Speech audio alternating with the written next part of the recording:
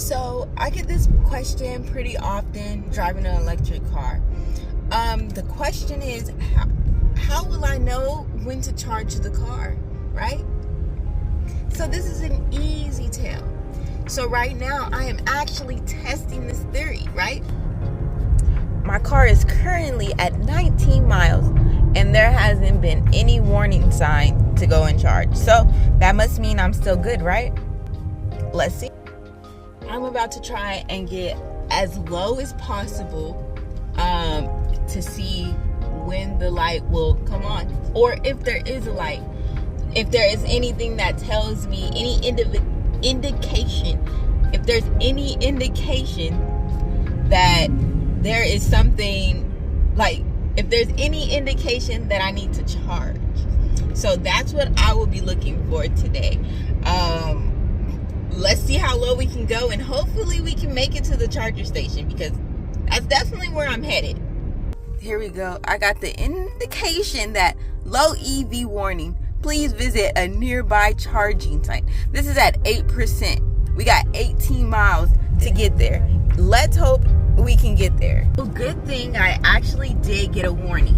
I got one warning sign on the dash, and then I got a warning sign on the screen right there.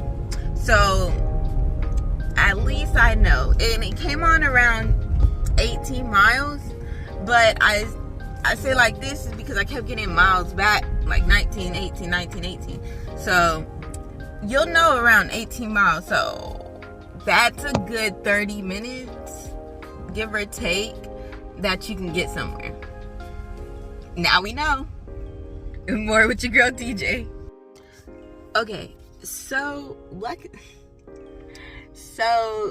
we made it to the charging station, and we made it on 4%. It won't even tell me the miles. So this is a good time to answer the big question.